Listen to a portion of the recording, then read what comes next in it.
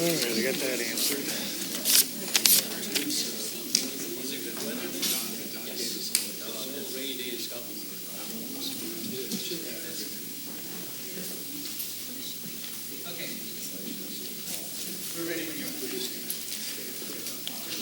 All right, good afternoon, everyone. Welcome to our meeting. Meeting is called to order. Will you all please join me in the Pledge of Allegiance? I pledge allegiance to the flag of the United States of America and to the republic for which it stands, one nation, under God, indivisible, with liberty and justice for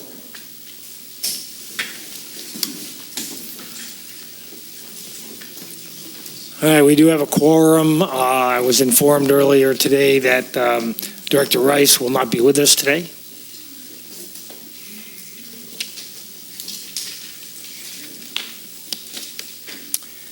Do we have a report from closed session, Mr. Carmel? We do, President Pearson. We had a very brief closed session where we touched base on the interim general manager's performance, as we have for quite a few weeks. Okay, thank you. All right, everybody looked at the agenda. Anybody have any additions, deletions, or does anybody want to change anything? Switch anything around or anything? No, we're good? Okay. All right, we'll move along to public safety. We have a new representative from the Sheriff's Department. Come on up.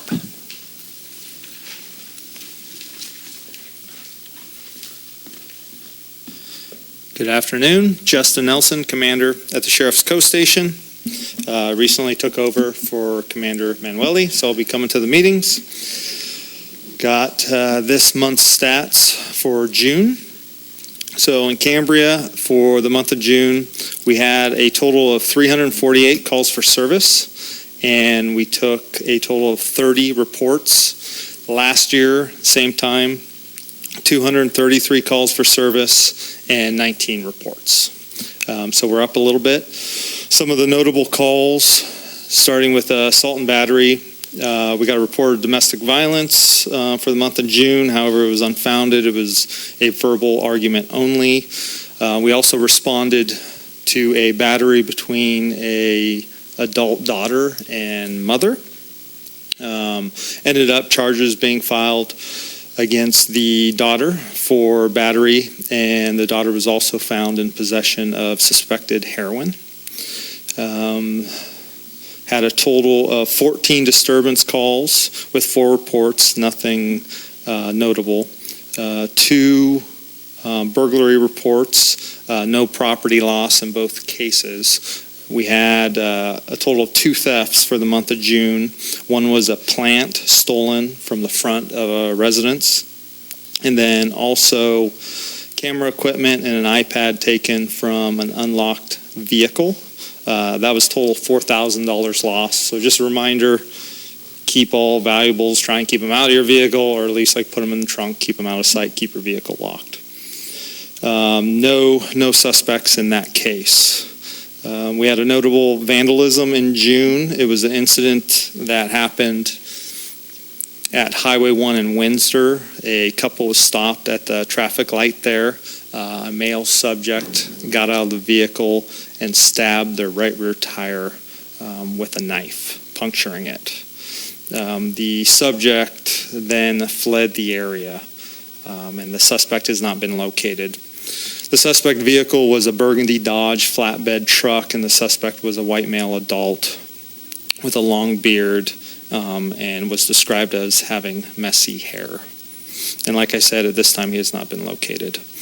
No reported mail thefts for June. We had 3 phone scams. The notable one was A victim contacted PayPal. She actually got the number off the internet. You can get bad numbers off the internet, even when you search. Contacted what she thought was PayPal. They wanted to verify her location, and they requested that she get a Google Play card for $100 and give them the number, and then they would verify the location and refund the money. Obviously, that didn't happen. So just be aware, we're getting lots and lots of phone scams. They always change. And then I spoke with Deputy Mora today. He checked the homeless camp that is on the hill, I guess, over here off Santa Rosa Creek Trail. He said it was the biggest fire risk, so he checked that today, and it is abandoned, so it is all ready for cleanup, and he emailed Carlos. And that is all I have. Okay, very good. Any questions for Commander? Not so much questions as comments. In a very loose description, the white male with messy long hair and a long beard. I did happen to see someone like that up in San Simeon yesterday morning. I don't know whether that's of any value or point of reference at all. Yeah, absolutely. Maybe we can talk afterwards and I can get that information from you. That'd be great. Thank you. Anything else? Yes. Yeah, Vice Officer President. Nelson, welcome aboard. Thank you. And I just wanted to comment because you remarked there were two thefts, one of them being a plant. I don't know if I brought this up before, but I think many people know in the community that I take care of the majority of the planter boxes here in town that have the trash and recycling cans underneath them. And I've done that for a little over 3 years. And probably about 3 dozen plants have been stolen out of those. You know, those small plants, but it happens. Recently, I'm going to say it's about 2 months ago, I had noticed from a Sunday to a Wednesday that 3 plants had been taken from the one in front of Lombardi's. Thursday, I had stopped to get the Cambrian at the liquor store, came over to get the New Times, and while I'm opening the machine there to get the New Times out, I hear somebody ripping a plant out. This woman was as close to me as David, President Pearson, and she was ripping the nicest plant in that one right out. And I was like, and I confronted her, and she said, well, I thought these were just for taking, you know, and and she lives in Cambria. I just thought I'd bring that up, man, because it was really a trip. Thank you. Thank you. Okay. Anyone else have anything for the sheriff? All right. Thank you very much. Okay. Good to have you here. Thank you.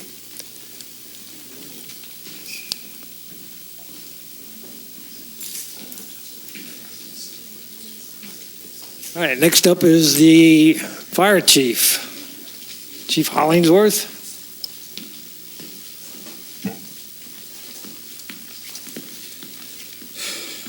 Good afternoon. Thank you for letting us be here today. Report is for the month of June for fire responses within the community. There was 81 emergency responses inside Cambria. That's putting us on a pace of about 12% increase from last year.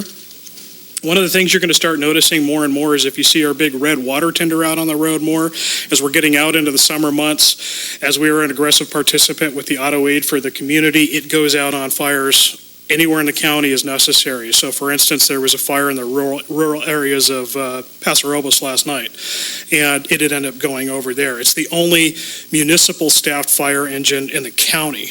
CAL FIRE does have some that are available by contract. They also have some others that are available to cross-staff as necessary, but it's a lot faster to get ours on the road, which is why they like using it as much as possible. So you'll see it out there quite a bit.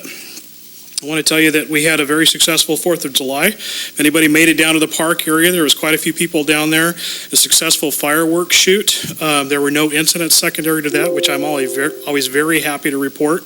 We didn't even have any negative contacts with the community. As you know, this is a zero tolerance for the community in regards to fireworks. All fireworks here, including safe and sane, are not allowed in Cambria. And sometimes we have some issues with people coming from other locales, bringing ordnance with them, and then having to confiscate it. And luckily, we didn't have any issues with that. They must be getting the word out a little bit more aggressively, so I'm happy to report that. We still have a number of active grants in process right now. We have a radio grant through FEMA that we're still pending on.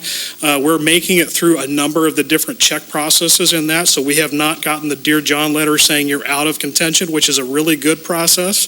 So we're still keeping our fingers crossed. We have 2 defensible space grants out there through the Hazard Mitigation Grant Program, and these are secondary to the floods and the fires that occurred down in Santa Barbara this last year.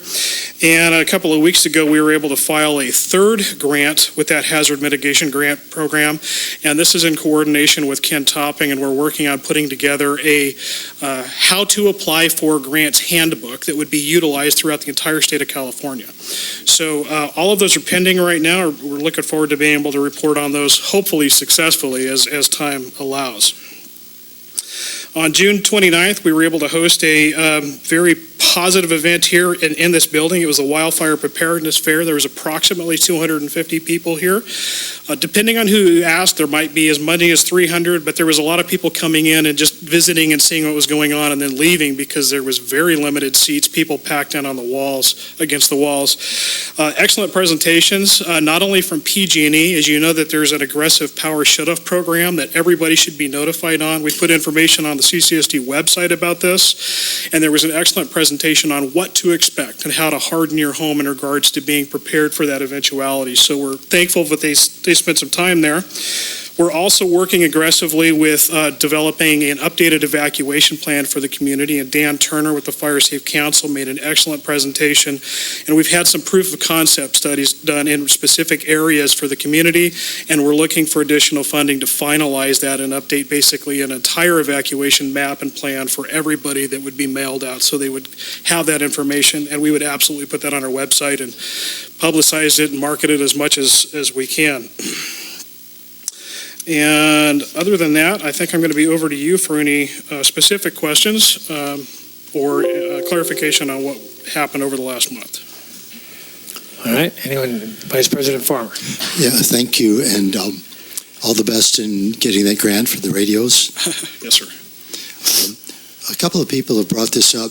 Normally, I wouldn't mention it, but since people have inquired to me, I guess to ask you perhaps, with regard to hydrant maintenance and testing and why it has declined this year.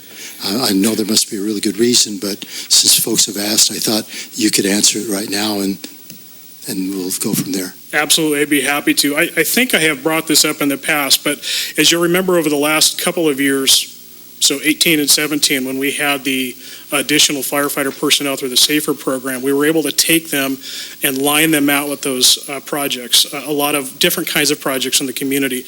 And hydrant maintenance was one of the things that we had talked with the water department about, being able to, everybody being limited on personnel and availability, and if we have some extra people on staff and assign them those tasks, it is something that's incredibly important to us.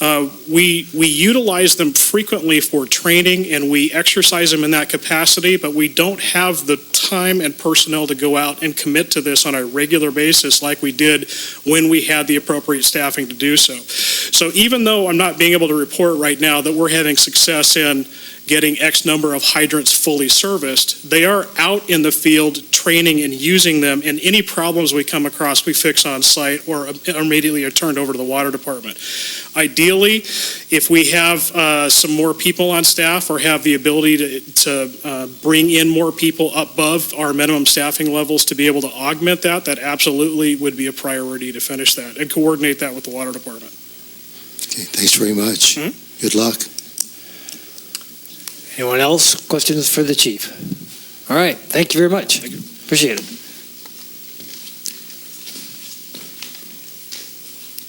All right. We now move to the Pros Commission report, and we have Mr. Niffen here, who's chairman of that commission. Good afternoon.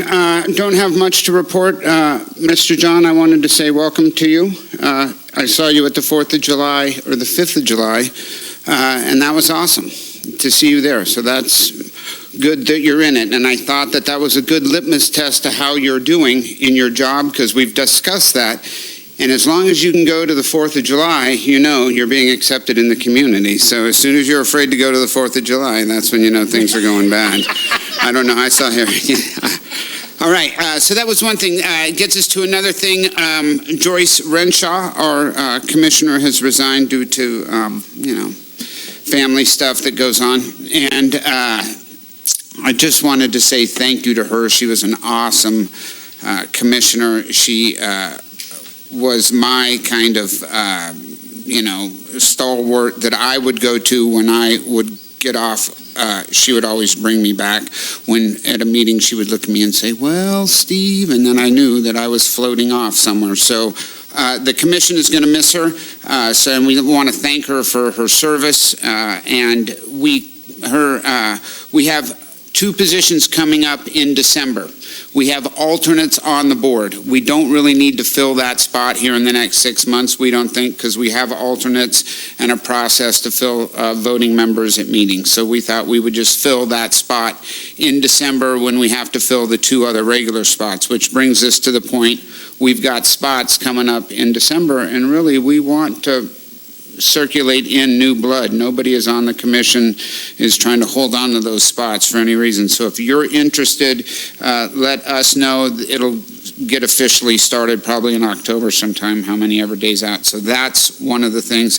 And then the stuff we're working on, the East Ranch, working on the bathrooms over there, trying to figure out what we're going to do with the bathrooms and getting together a little contract with, I can never remember, Monty's group, to run the thing through the park so we can get the right permits and figure out how we're going to do the water and all the ins and outs. So if you're interested in that, come to the meetings, because that's on the horizon and stuff we're working on. Then the other thing that we've been talking about is the skate park, and we've received some information and letters about that, and we went over there, we looked at it, and we've got a couple of commissioners that are going to create a little mini group and go look and try to figure out what to do. But we're at a spot now, we're trying to figure out what the kids really want to do. And so if you're out there and you're skaters or your parents of skaters and you want to grab this bull by the horn, it's there. But we need to know what it is that the kids in that group of constituents want. So we're kind of about that. I'm a little concerned about the skate park because of the dangers. Should we be closing it until we can figure out what exactly to do with it and make it safer? That would be beyond my personal capacity. If you were in Europe, it would be fine because you're responsible for your own liability over there. Here in America, things are different. So that would be something for the lawyers and everybody else to look at. There are components to it. The cement isn't broken. So there is stuff that's usable, in that capacity. But there is some stuff going on with the wood components that, probably should be shut down at some level. Harry was there with us. Harry, do you got a comment on that? Yeah, I think maybe that's a future agenda item that we should investigate, whether we should close down the park. You were talking about an ad hoc committee being created. It's our former board director, Jim Beringer, and Terry Lord. And so they're going to follow up on this, but basically they wanted to wait until the schools opened again and they could have more interaction with the kids and the parents to find out. But I think one of the things we were concerned about, well, the local kids, they kind of know where the problems are. They avoid them. But let's say you have some folks visiting from out of town, and they've got kids, and they get out there and they start using it, and they're unaware of some of these issues, and so something could happen there. So I think I recall that being a concern. Yeah. It's an inherently dangerous sport anyway, so most of the kids that participate are pretty aware of their surroundings before they get going. But nonetheless, it is at a point, at least the one ramp probably should not be being used anymore.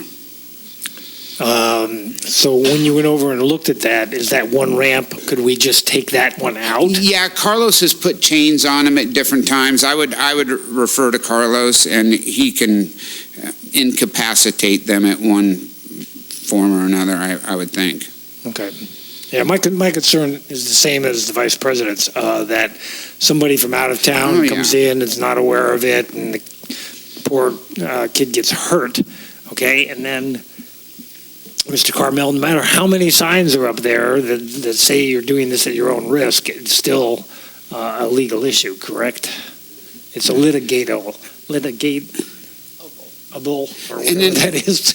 I just wanted to say this in a positive note. The skate park in Los Osos, which is a well-functioning, good park, gets lots of use.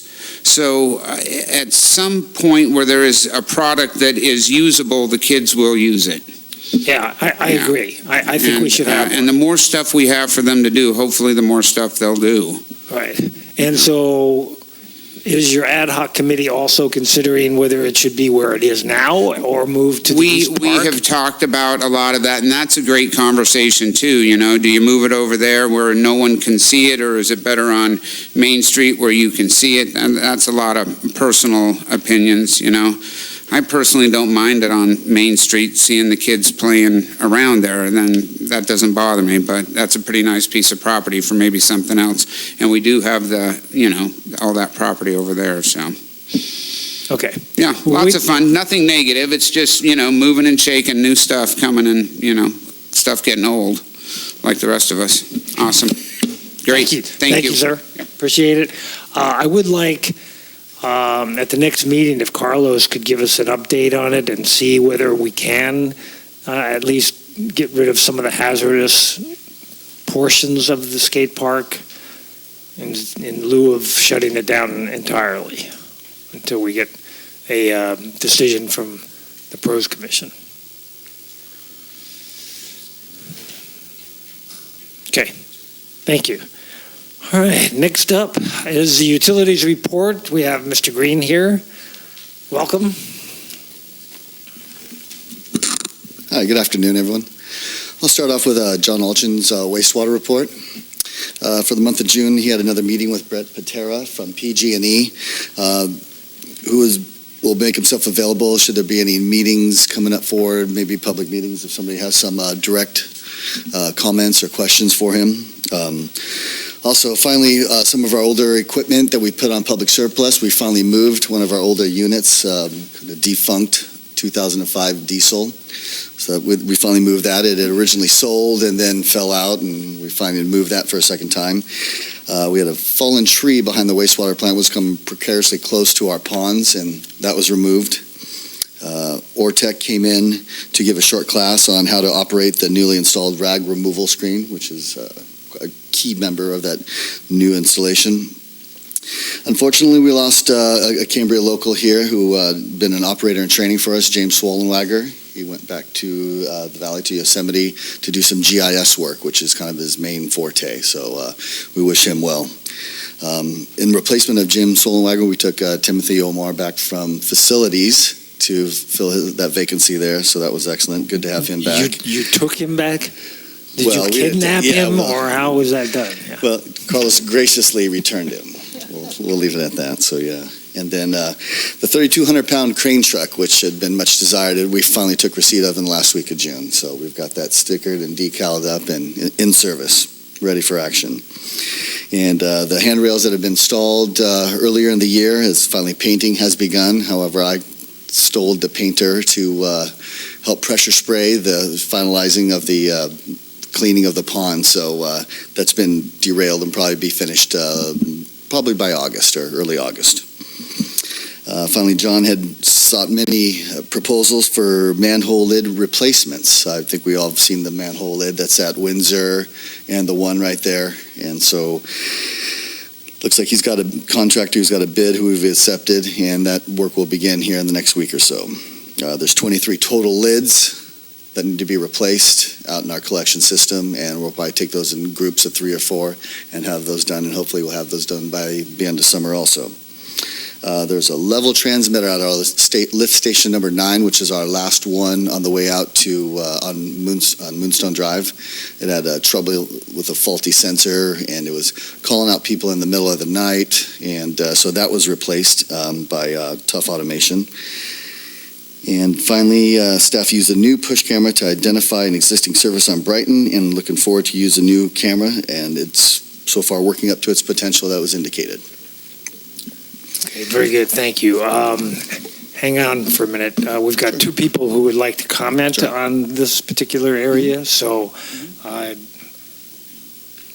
like to to hear from Mr. Gray first, and he will be followed by Ms. Dickinson. If you want to share the podium. Hello, thank you for letting me talk, and thank you I want to thank Jim, especially and the staff of the CCSD for, I guess, almost completing the pond cleanup. I guess the pressure washing is the last step, I understand, right? I wanted to talk a little bit about that and so have a comment both about the past and the future. The pond, as a lot of you, as you know, the method of cleaning out the pond was worked out in partnership with the Central Coast Regional Water Quality Control Board following a hearing 2 years ago, almost exactly, in Watsonville. And it's an interesting story about collaboration and about the board itself, which I think of the water board itself, which I think deserves a lot of credit. At that time, as you know, the water board staff had basically left it open as to how the pond was going to be cleaned up. They just said basically do it as soon as possible. And a handful of us, I think about 5 of us, went down there. And there's other people from Cambria there too, but there are distinctly 5 of us with this message. Went down there to say, wait, this is, potentially this could cost more than $1 million to the ratepayers just to have the water, and of course it was full of water at the time, diluted brine, trucked off to South County. So we said, give us a break on this. Give the ratepayers a break. Give us some forbearance. Work out a plan where we can empty the pond in due course in a safe way, but not so expensively. And the board, after some consideration, listened. They came up with this blending plan, which has worked, and I'm glad it's completed now.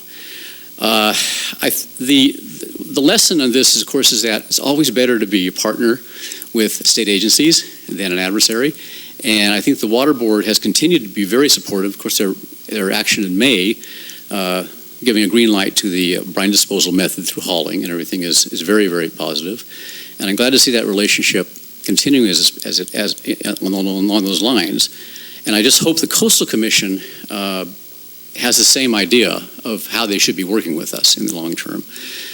So that's my comment on the past. My comment on the future is where do you go from here? Now that you've just about emptied the pond, 2 things I think are paramount. One, of course, is to do the least expensive, most effective thing to follow up. In other words, either if the pond is to be restored to a natural state, the liners rolled up, taken away, if that's the cheapest way to do it, if that's the best solution, do it, and drop any ideas of reuse, repurposing, and so forth. I think there's a fallacy there of sunk costs. If you must spend money on something, you have the temptation to spend more to make it work. But if it's cheaper just to walk away from it and not make it an issue in the coastal development permit, for instance, I think that's the wiser course.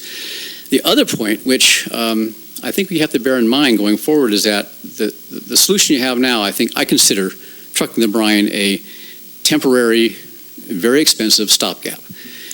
It accounts for more than at least 3/4 of the operating costs of the plant when it's being operated, when it's being run. And the more the plant is run, the more it costs, because the big cost, of course, is the fees that are charged by the South County Sanitation District and the truck. I think you have to continue looking for less expensive, more effective, and more environmentally sound ways of disposing of the brine. There are a couple of ideas floating around. I know that I'm not going to get into the details of it, though the idea of having a deep injection waste well is probably the most viable one long term. That will take a number of years to permit it and so forth. But I think you have to keep the ratepayers in mind going through the whole process. And of course, do anything you do has to be environmentally, an improvement over what you have now, I think, especially a cost improvement. But I think we're in things are going the right way, and I hope they continue. Thank you. Thank you. Ms. Dickinson? Welcome. Good afternoon, President and Board and staff. On this item, I do have a couple of questions that have not been brought up by Mr. Green. I understood from a director yesterday that the blowers have been removed from the evaporation pond. I would like to know at whose request. Where are the blowers? They were, I think, believed an asset, as many of our assets were included in the lease sales agreement. So I would like to know how that was addressed with Western Alliance Bank, as they are the owners of our assets, including the blowers. I would like to know who made the request. Where are the blowers? I'd like an answer. And I'd also like to know why Mr. Ogren is not here. Because the questions that I have raised, both with Mr. Ogren, when he was interim manager and I had a private meeting with him, have still not been answered. They go to what this board is expecting of the public in addressing the regular CDP. This board is asking the Resource and Infrastructure Committee to hold a meeting or meetings where the public is invited to discuss the project description. I'm not an engineer. I've paid close attention to this whole process since it first played out, the previous process, when the desal plant was recommended by a previous board at Shamel Park. And I was one of 5 people who went to the Coastal Commission, and we received a unanimous vote against that project. I'm frustrated because answers are not coming from the board. Answers are not coming from staff we're on the precipice of trying to get a regular CDP for a project that we have been dealing with for 5.5 years. I want to know when those answers are coming, and I would have expected Mr. Ogren to be at this meeting to address the issues if he is the one who is dealing with the regular CDP as we are attempting to go forward. And I will have more to say in the general manager's report. I put a public comment slip in. But I would like to know what's happened to samples that are taken from the liquids. Where are the results from the liquids coming from the evaporation basin that are supposed to be sent off to the lab to be tested and to determine whether they go to Kettleman or to South Sand District, based on the content and the data received from the analyses of those tests. I do get regular reports when I request from the regional board, but I do not have an answer yet as from the district, and neither does Mr. Rocky, I don't believe, on lab results to determine where those contaminants or the liquids that contain contaminants are to be disposed of. So those are my thoughts and those are my questions, and I think they're important ones. And the public needs to know what is happening. The blowers, the testing, the samples that have to be tested, and also I understand that regional has been delayed now 2 weeks on inspection of the basin for them to approve the decommissioning and then to revoke the permit. Thank you. Thank you. Mr. Green, would you like to answer a couple of those questions? Sure, I was going to continue on with the rest of my staff report, but I'll divert to questions. First of all, the blowers were removed at the request of Regional Water Board. All appurtenances, all tubing, anything that had to do with any movement, air movement, water flow, liquid flow, brine, had to be removed prior to our final inspection walk. The blowers have not been sold or anything. They're sitting in our wastewater yard. So they're still in-house. Good, thank you. Samples, we've taken liquid samples and we've done solid samples. We've done liquid samples weekly and solid samples twice annually. All those results go EDI, electronic distribution of information, directly to our Regional Water Quality Board and State Report. So John Rocky has all those. As soon as our analysis that we receive, they receive them directly also. and that's solids and liquids. And as far as the decommissioning of the pond, we put a very aggressive goal as far as staff for a June 30th deadline, which staff met. Unfortunately, our pressure washer, that's 9 million gallons, it's 27 acre foot, and it was one guy and his son out there who gave us a very reasonable price, and it was our lowest bidder, and so he's still out there right now. Unfortunately, until September 27th, I believe, in Watsonville, that will be the final date that we can close the Title 27, so. Okay, so Mr. Rocky's coming out when? We have a tentative schedule for next week, Okay, good. so yeah. All right, But it wouldn't matter if it was next week or next month. We can't close until September. There's no title permit fees that we're having to pay into this or bond required at this time. So as far as him coming out and give us a final walk, that just concludes all of our monitoring process, which is weekly now. good. Thank you. Any other questions for Mr. Green? I have. Emergency power, can you Sure. I'll give you some update updates. us Yeah, I'll give you some on updates. both water and wastewater? So I've been seeking bids on permanent, so skid-mounted installations of a permanent 100-kilowatt generator for our San Simeon well fields and some portable generators. Obviously, with this rolling blackouts that PG&E's rolled out to everyone, generators are in high demand. The quickest we could get purchase one would be 10 weeks. And most vendors are looking 3 to 4 months out. So I've sought some vendors. I've experienced some generator purchasing before at my prior chief plant operator position, and I've sought some people out in Ohio who would be willing to rent. So I'm seeking bids on rentals, and the quickest we could get a rental in here would be 2 weeks. So that's all in the process. As far as installation and purchase, I'm about 2 out of 3 bids that I've received. And I'm sending those all directly to our new GM. Okay, how about on the wastewater side? Are we prepared on the wastewater side? I don't have any answers for John as far as his generators, although Okay. we just had Tim Haveman from Utility Rentals out today, and he was talking with Tony. He's kind of filling in. John's off today, so they're kind of, they're sizing up. You need kilowatts, how many amps you pull when you start up, so they're getting some final specs on that, so that we can give an accurate bid. Okay, very good. Any other questions? Yes, Director Howell. Yeah, to kind of follow up a little bit on that. So assuming we were to have a rolling outage starting next week, how would we be able to, what state would we be in at this point? Right, so we have a San Simeon well field, which we'd have a portable generator right now at the wastewater plant, which is the wastewaters, which we could utilize. It's kind of it's a cam lock fitting, so it's a quick connect or a plug and play, whatever kind of terms you want to use to describe it, and that's what we'd have to count on. So that would take care of That would get us through the water. interim until we get something more adequately sized. That would only be able to run one well at a time. I want something that we could run 2 wells at a time.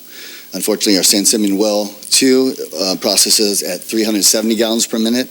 I need something that I can run 2, so that way we can get upwards of 800, 900 gallons per minute to match our flow. Should we have a fire and, all these other extreme should tragedy, occur. Yeah, it makes sense. Yeah. Following up on that, though, what about, we do have pumps that push the water up to the tanks, do we not?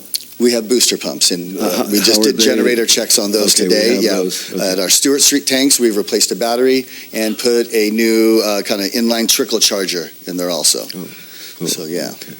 And then I guess the other area, which I guess you're not prepared to talk about, is the lift stations, how they're, that's an open question. Though. Yeah, I'd have to defer to John on that. Yeah. Thank you. Okay, absolutely. Okay, very good. Mr. Weigel, it might be a good idea to have John update us next week on where he's at on the emergency generators for wastewater. Good, thank you, Mr. Green.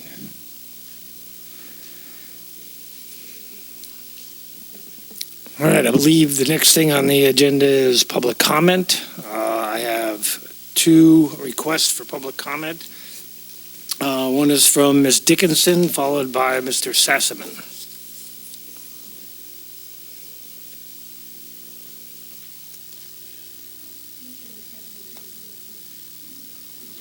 There we are.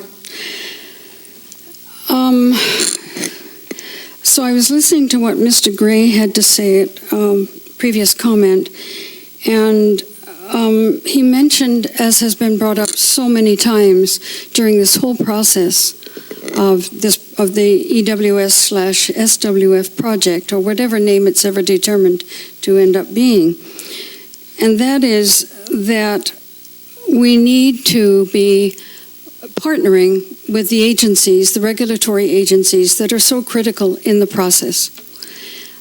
I remember when Dean Flores was here, and I remember him, the lobbyist that we hired, I remember him making that very clear at the time when we were paying him as a lobbyist to be working with Coastal.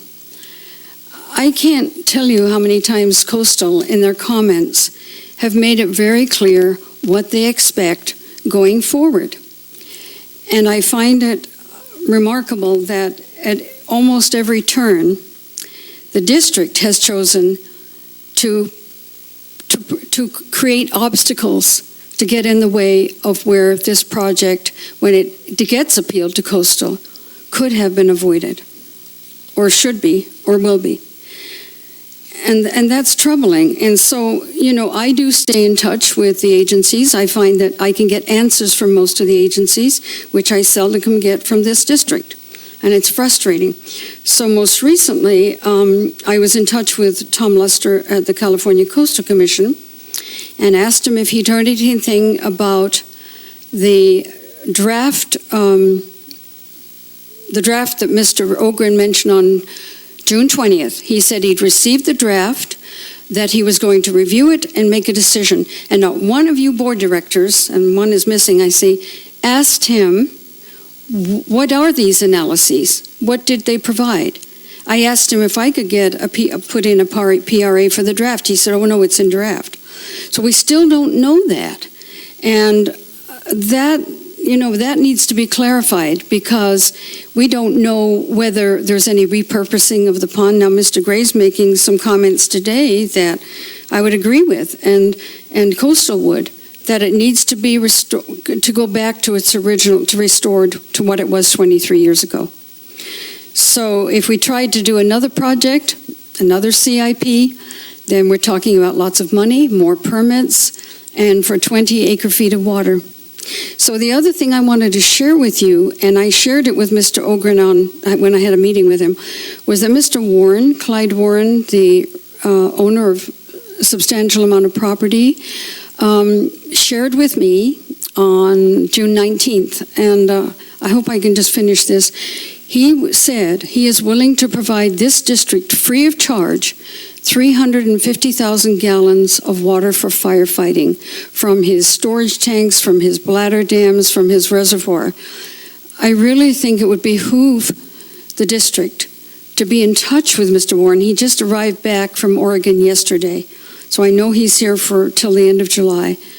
But to get in touch with this man who has made this offer for free to use his water storage to fight fires. So I asked him, well, how many gallons does a CAL FIRE helicopter hold? And he said 300 gallons in a drop. Well, imagine how far 350,000 gallons would go free to the district. So I offer that to you. Mr. General Manager Weigold, I think that's something worth noting. But anyway, I offer that to all of you as well. Thank you. Thank you. We didn't answer one of Ms. Dickinson's questions, which is why Mr. Weigold is not here, and he's no longer employed by us. Mr. Ogren, I'm sorry. Mr. Ogren is no longer employed by us. His contract ran out as of June 30th, and so we are back in negotiations with him to come back as a consultant. So until that time, he decided not to come today, and I don't blame him, because he's not going to get paid for it. So hopefully he'll be back on our payroll as a part-time consultant sometime next month. All right. Next is Mr. Sassaman.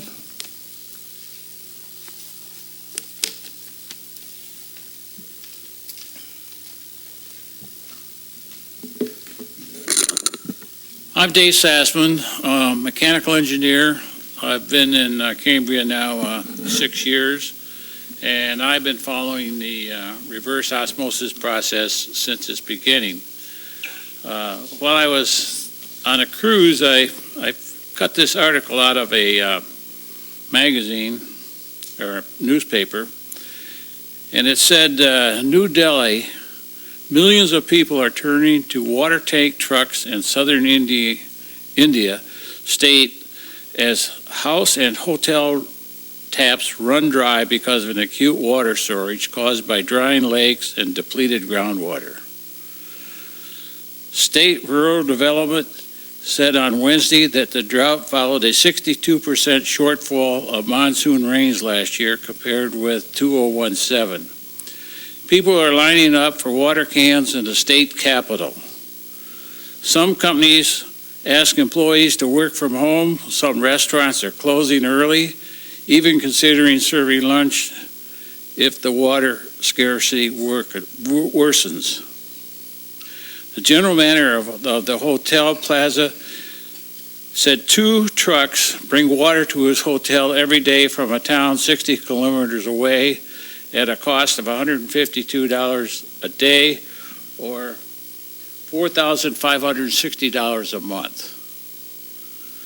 Now, without any more, it just shows that if we don't follow through with our water system, the consequences are severe. And it's well known that most of us that retire use our home, our property, the value of our home as part of our retirement plan. But if you want to sell your home and you have to say, well, Tuesdays and Thursdays you don't get water, that's a question that I don't want to ever have to answer. And with the reverse osmosis plant that we've got, I have said before to this group that we have guaranteed that Cambria never runs out of water. Now, the problem is that, yes, some of the design problems didn't pan out, but we have an alternative, and that is to truck the water that is used in the process to an off-site.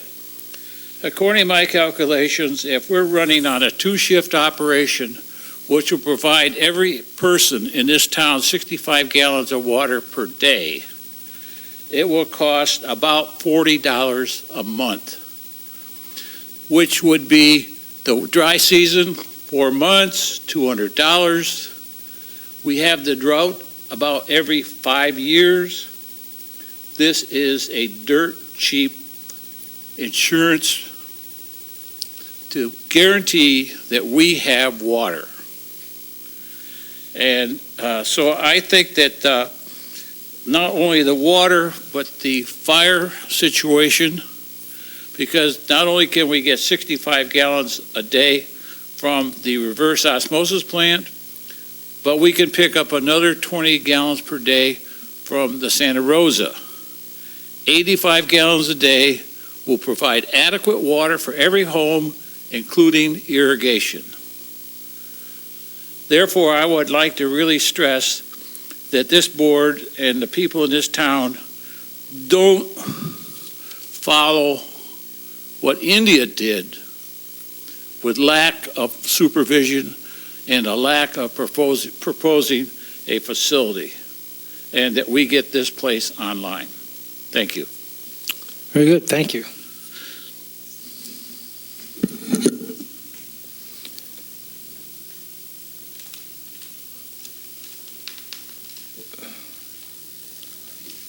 All right, we're now on to reports, board member reports. I was going to report a little bit on the wilderness preparedness, wildfire preparedness day, but the chief stole my thunder on that one. He did a good job of discussing that one. The other thing I'd like to make everyone aware of is that myself, Barbara Bronson Gray, who is the president of the CCHD in town, and Sam Shaloub, who is the president of the board of the CUSD, are meeting on a monthly basis to see what synergies that we can get together in order to save money and to make the town better, town and community better.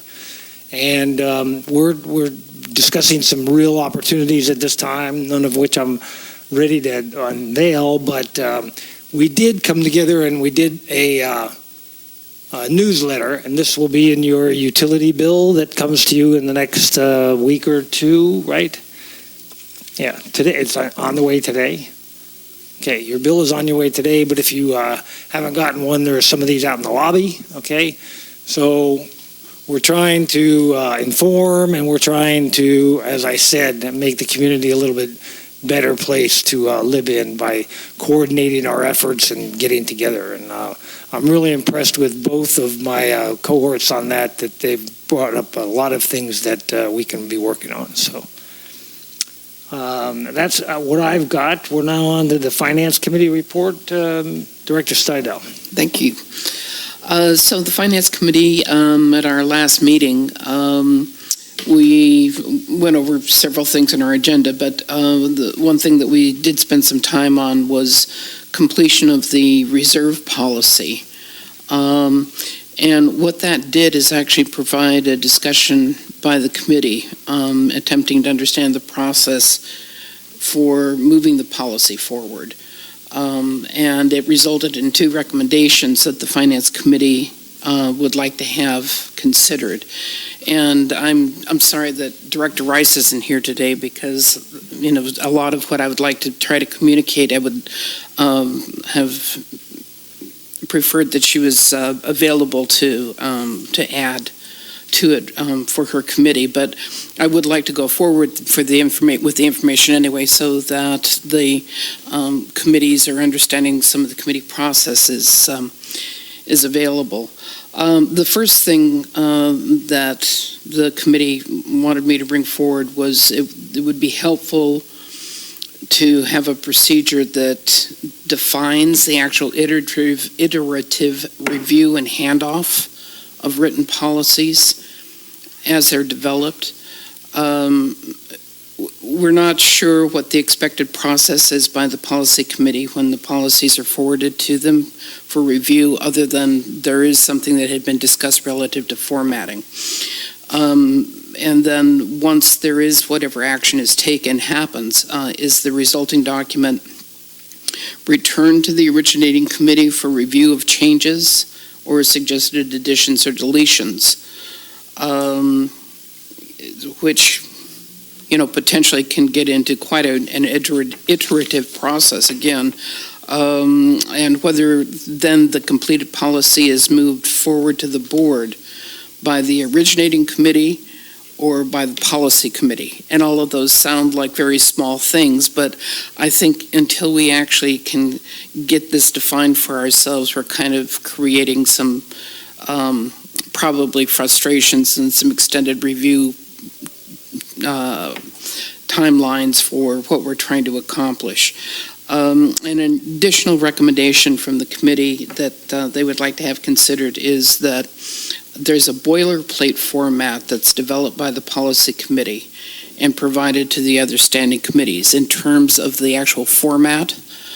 And the thinking behind that is that would actually allow for the majority of the formatting to be done during a policy development by any other committee.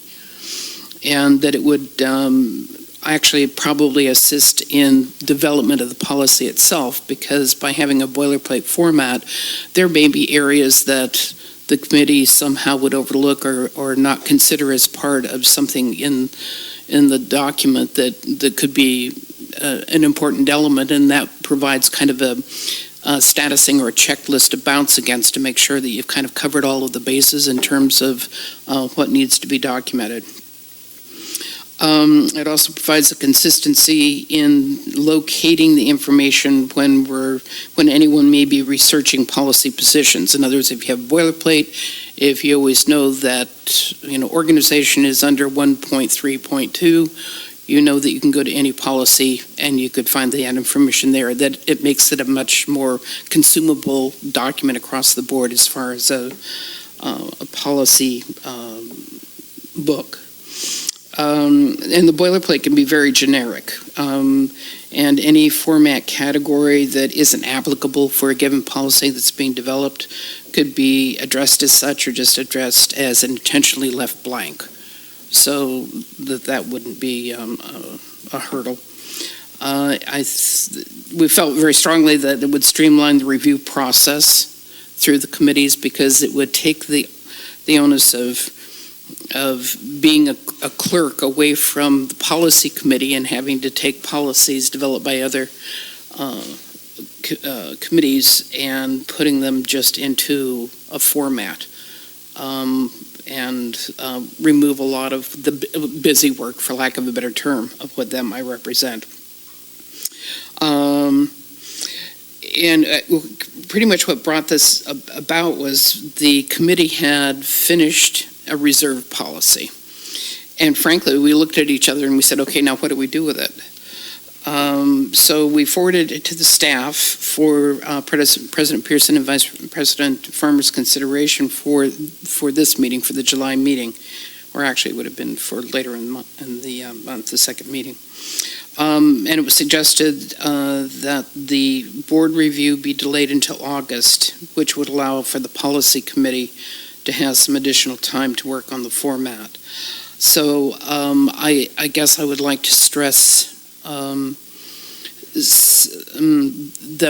it would be of great value to the other committees, at least from our perspective of having put a policy through on the process, to get maybe one or both of these recommendations in place, and that it might help make things a lot cleaner and smoother in our trying to get these policies developed for ourselves and get things off the ground.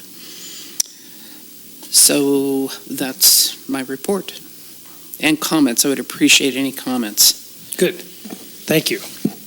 My comment on the routing would be that the policies should go to the policy committee just for formatting, just to make sure that the format is right, et cetera, and then it would be immediately forwarded to the board for consideration. Content would be coming directly from the standing committee basically to us and not being filtered by the policy committee. Director Howell? Yeah, I tend to agree with President Pearson's point of view. There are, however, some policies which are not in the purview of either of the standing committees, and those the policy committee, we're hoping, and I think the vice chair is here, so I'm hoping that we're being heard, that they would go forward on those. But in terms of the general format and how it's organized, I think it's an excellent idea and eventually maybe something that can be made available to the public, similar to the way the code is, would be really nice. Oh, yeah. As we pass the policies, I think we just post them out on the website and everybody can see them. So I think it's an excellent suggestion. Yeah. So I think we kind of ran into a little bit of an aberration with the bylaws, and that kind of got us into a squirrel cage a little bit, because it didn't really fall into the policy part, and so it ended up with a lot of back and forth, and that may have added to the confusion about how then did that experience relate to how we're going to handle the rest of our policies. So I think that may have been a little bit of a stutter step for us. Right. Yeah, I think that's understandable. And the bylaws are going to be on the agenda for next Thursday, so we'll be discussing that and passing those and getting that done next Thursday. As far as getting the a boilerplate? Yeah, the boilerplate together, I think that's an excellent idea that the policy committee okay. Well, you're next. Okay. So that would be my recommendation, is that they start work on that whenever they can. It's an excellent. I would like to point out, to everyone, that this is a work in progress. We haven't had these standing committees before, so we we're all really are learning. feeling our way through this. But I think if I may say, I think we're doing a good job. I agree. I agree. All right, for the policy committee, Mr. Heinrichs, are you prepared?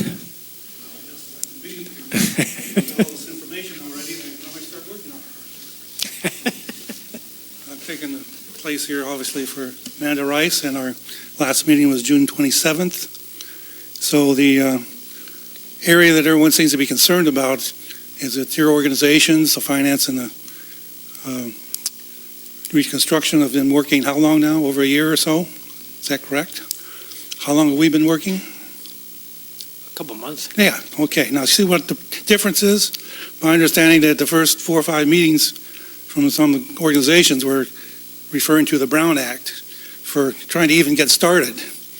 And so therefore, for me to get caught up is a little more challenging. And we've addressed Cindy's comments already, in that we're working on a standard format. But we have to work on the format to get it to you before you start giving us a format to work on.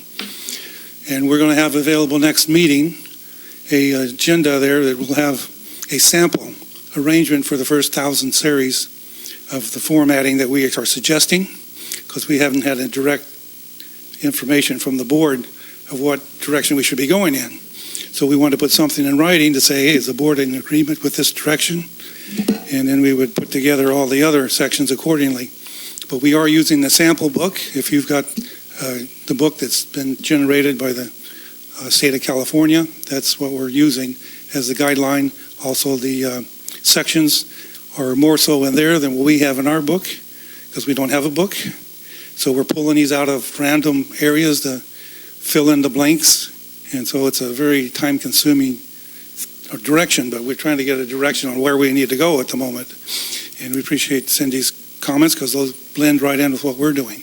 And so if she could hold off for another month, we would be able to provide that format and work on those areas. And then she could submit her requests from the different boards or committees to what they need for the policies, and see how they fit into what we've agreed. And then we would submit those to the board for their comparisons, or good or bad, or changes. We did not want to get into the situation where we're going to send back and forth to the other committees and hassle over words and comments until the board saw what the differences were and what we might recommend as a base. Because my impression is we are the policy committee, and we like the input from the other ones, but in this case, I would think those would be only input at this time. So we're going to arrange those appropriately by the existing sample book.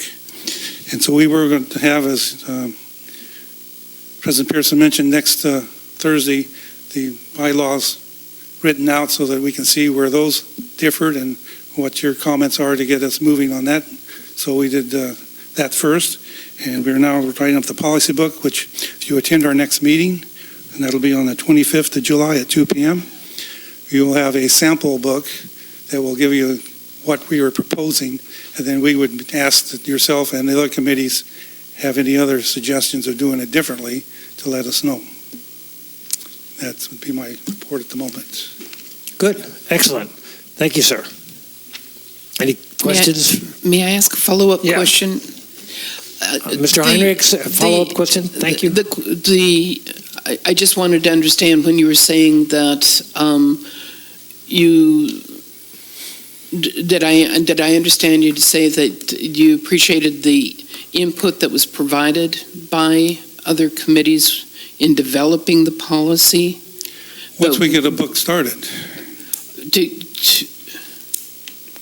For individual policies, or are you saying, I'm talking about, are you referring to the policies to be worked on, or are you referring to the content of the policies? At the moment, until we get a sample policy procedure written up in format, it would be hard for you to relate to what sections you're trying to infer. Oh. We're open to your policy concerns and how we can put them in the book at the moment. Okay. I was just clarifying for myself. I wasn't sure whether you were referring to the actual developmental content of the policy, or if it was just the format, or if it was the definition of which policies should be being looked at. Well, that's what we're starting. We started with the 1000 series, which is number one. And that format, we've gone through some of those to how they relate currently with the book and what the sample says. Right. Then from there, you will be able to look further through the sample book before we even get there and say, hey, this needs more higher attention or whatever. And then we can insert that in our sample book, and pretty soon we'll have a whole complete book. Okay, with that your clarifies needs. it for me. Okay. Thank you. I appreciate it. Okay, thank you. Thank you. All right, on to the Resource and Infrastructure Committee. Resource and infrastructure. It's all about resources. Okay. Our meeting was last month. I've suddenly forgotten when. We are at present, we have two active subcommittees at the moment who are still working. One is reviewing the water supply projections. They're not quite ready to come back with their report yet. And they are still looking at the status of the water supply projections and how effective are the demand reduction measures that the district has put in place. As to, for example, how is the retrofit program working, or is it working, or that kind of thing, and how many more things are there to be retrofitted, so how much more can we rely upon. Another thing which was brought up at the last meeting, which that subcommittee will probably work on a little bit, is part of the problem in predicting demand is that this community has been so conserving that some of the assumptions that were made in 2008 may not be true today, but it still remains to be seen as how much of the current conservation efforts will continue. Will we be continuing to conserve at the same level? That's a very important question as we go forward. And there is, and part of that question, for example, is what effect does the water pricing have on demand? And are there ways we can affect it in that way, for example? So those are issues that are still up and that the subcommittee is still working on through their thousands of pages of documents. The other subcommittee is dealing, and I do expect a report from them at our next meeting, to deal more specifically with our mission statement and goals, to try to get those clarified, and so that we're all operating in the same direction. However, the big item, so that was the other thing which we started with at our last meeting, was to commence discussion about the project description for the CDP for the new water plant. So, and that was just a beginning, just an opening the door, and we received some public input, a very excellent presentation from Mark Roquefort, for example, which can be found in our when our minutes are posted later on this week for those of the public that are interested in that presentation. It's included as part of those minutes. So where we are now is we are scheduled a meeting on the 23rd of this month, which is not our regular meeting day. We moved it in order to be able to have more productive discussion. The chief topic will be the working on the project description for the CDP. And in that regard, we've also, and this is, I'm directing this now to our friends in the world out there as well as to everybody in the room, is that we have increased our meeting time from 2 hours to 3 hours because we really want to make it possible for as many people as have something to say that they can be heard. And so I urge everyone who has any interest in this matter to please come. We'll try to keep things orderly, and there shouldn't be too much shouting, but it should be an interesting meeting, and it's certainly a matter which is dear to everyone's hearts one way or another. So we're looking forward. So again, that's going to be at 2 o'clock on July 23rd in the Vets Hall. That is my report up to this point. Okay, a couple questions. PG&E, SST, where we sit on that one? That's the question I have, too. In fact, okay.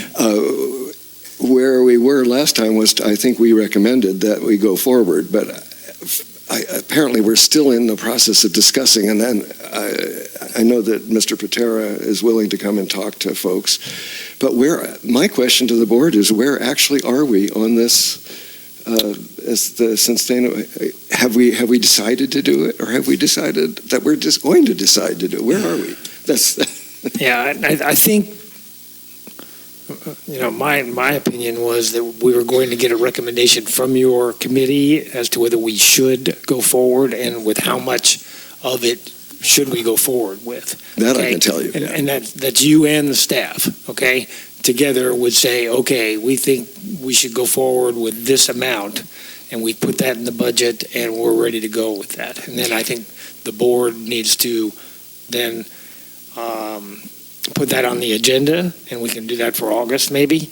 And that would be a time that Mr. Patera could come and kind of give a short presentation as to what it is, so that everybody understands it totally. And then we could move forward from there and go ahead and authorize the moving forward with that. I think that's where we're at. I think, okay. That being the case, I think what we can do is we'll go ahead and include that on our agenda for the 23rd, because we've already discussed it up and down and sideways. So the issue is we need to issue a formal statement saying, I can tell you what I think we said, but I probably should ask the rest of the committee, but I believe we said, yes, go forward with all 12 for the $116,000. So I do see that in the budget, but I don't think there's been any formal action. But so if you like, I can bring that to the board at our next meeting. Yeah, as a formal. I think that's a budget item that we need to individually authorize to go forward. Yeah. So would you like that on our next meeting? What is that, next week? Oh no, that's too late. Yeah, never mind. No, August. it'll be on the August. we can get it on the August agenda though, and that'll be good and timely, and then we can get them kicked off and on their way. So we can also schedule Brent Patera as well. Yeah, right. Okay, we'll do that for August then, and I'll have that on the agenda. Okay. Good. Other questions? Yes, sir. Yes. So, question so the staff still felt that we should go forward with all 12? That's where I thought we were, but Okay. maybe we need to check that. Yeah. I mean, it may be worthwhile with a little more time in that, and the potential of actions they've had to take since this was initiated that might preclude one or two of the items actually being necessary, or being necessary in the way it was frameworked. Good point. Mr. Weigold, may I ask that you ask John Alchin to please come to our, just for that one agenda item, to let us know where we are on those 12 items, and has there been any change? He doesn't have to stay for the whole meeting, but that will give us, I think, what you're asking for. Well, it was just a suggestion. No, it's excellent. No, because as truth be told, I truly don't know other than where we live. I know from talking to John that he'd like everything to be done. Right. But is that practical or not? Yeah, I don't know. Yeah. Right. Good. All right. Very good. I think we're on now to other liaison reports. Director Howell, you want to go first? Well, or if you've heard enough from me, you could give Vice President Farmer a chance. You can go ahead. Okay. I think the Vice President is still making notes here. So. Okay. Well, this is a quicker one, as almost everyone in the room has been to the NCAC Forum on Homelessness, but just a few general remarks. So the NCAC meeting whenever it was a town hall to deal with the problem of homelessness, specifically in Cambria, but of course it reaches out much farther than that. And at there was again a full house. I would say at least probably a couple hundred people were there. Many concerned people. It's kind of heartwarming actually to see that. And the presenters, there were a panel of 14 presenters, one of which was a gentleman from the fire department who had to leave due to a call. And just without going through everything that was said, but just a couple of very, very brief comments. I think Bruce Gibson in his initial statement kind of said it, and brought things forward. He said, this is a problem that everybody must address, not just us in Cambria, the folks in the county. It's a huge problem throughout the country, so everybody needs to address it. And speaking specifically to the group in the room, he said, this night may show each of us a path to work on this problem. So that was what set the tone of the meeting. Each of the presenters gave information about what their particular agency or group were doing. And there was, interesting to me, there was a certain different takes on the subject in terms of how you classify people, how you interact, but the general message that was being given to everyone is these people are human beings, just like us, just as complex, and they have just as many problems as we do. That it is not illegal to be homeless. It's very important that we understand that. And due to recent court decisions, it is also not illegal to sleep in a public place, provided if the public entity has not provided a shelter. Now, so for Cambria, since we don't have a homeless shelter, it means that we can have people sleeping in Shamel Park, and we can have people parked on the streets if it's legal to park on the streets and sleeping in their cars. That is not illegal. It's important for people to understand that. The other thing that came out from some of the discussions was also, and this is more for the benefit of folks who didn't attend but who may be watching, is that if someone leaves property on your property, you do not necessarily have the right to simply take it and throw it away. There's a whole procedure that you have to go through. Abandoned property is not something that you can then take just like that. In fact, there's even a law regarding appropriation of abandoned property. So things that may look like trash and may be in a trash bag are not necessarily trash. So we have to be extremely careful on how we do this. And I will just cap that off, make one kind of sad story. And Carlos, in talking with some of our homeless population out on the ranch, engaged one gentleman who very nicely, they got him a dumpster, and he cleaned up the place. He had everything all set. He had cleaned it up. He had, next to the dumpster is why I understood it, he had a trash bag in which were his belongings that he wanted to keep. He had to leave the area for a short while in order to do something else, and when he came back, that trash bag was gone. So all his good efforts, and yet he still lost all his stuff. So it's kind of sad. It's important to remember that what it looks like trash to you and me may not be. It may be somebody's sleeping bag or who knows what. So that is the take that came from the meeting. The other thing, which two things, a statistic, first of all, it was said that California has 25% of the United States homeless population, whereas as I calculated, we have maybe 10% of the country's population. So we have a disproportionate share of homelessness in our state, and that's just California. Everybody wants to be here. Can't blame them. The other thing, and which I'll pass on, is that most of the representatives from the public agency recommend that see, the issue is trying to get services for people who may need them, and sometimes it takes a while. They may not want them, or they may not want to ask. But if there's some homeless person that's either being a problem for you or that you wish to help, they recommend. I'm only saying what was told to me. So whether this is jives with people's experience or not, we can't really say.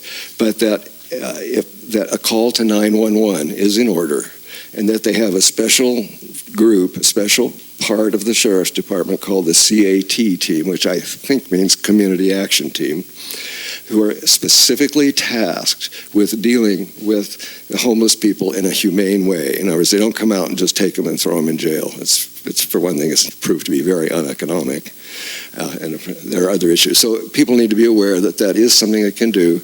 You don't necessarily want to be engaging in self-help and trying to evict somebody off your property all by yourself. You definitely don't want to do that, nor should you be going out and necessarily cleaning up camps that you see, because they may actually be occupied and that might be people's stuff.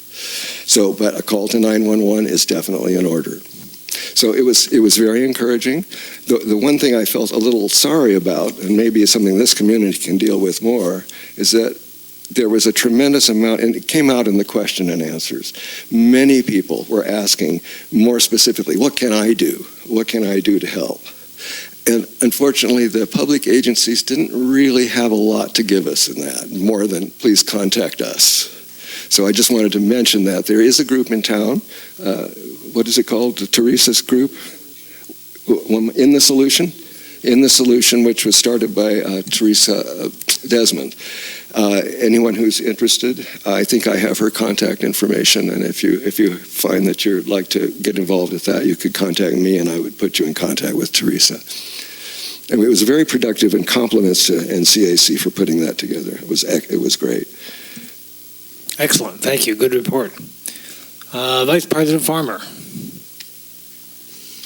I just want to briefly follow up on what Director Howell just presented to us, and I feel a little bit amiss because of all the notes I brought here. I didn't bring the notes from that meeting, but it was, as he said, very heartwarming, not just to hear from the public, but the variety of agencies and groups of people that are out there endeavoring to connect with the homeless in a very humane way and assist them in just meeting basic needs, shower, a meal, that type of thing, just to help them, with their own level of self-esteem, which we can all struggle with, and especially the homeless folks. So that was very, very encouraging. And it just gives you a feeling.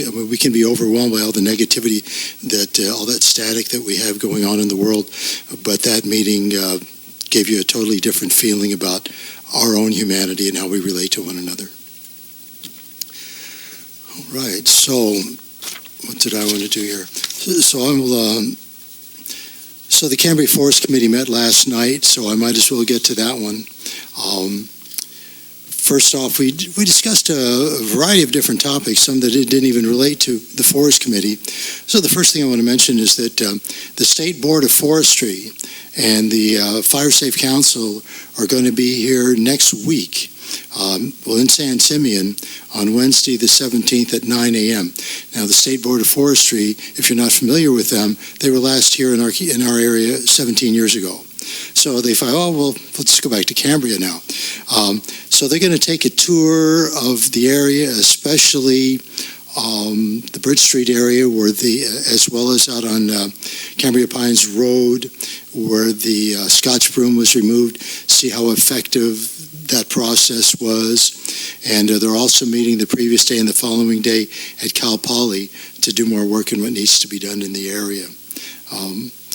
Also brought up was with regard to the health of trees, when a building permit is given to someone to build a home, and how much attention is paid to the tree's drip line. And the drip line, you look at, how far out does the tree go? And that's where a tree needs to be watered more than anything. Not right there at the base, but you go out to the trees because that's where the roots are. And how is that being considered when a home is approved for building? And then the replanting ratio is a 2-to-1 or 4-to-1 if a tree is lost.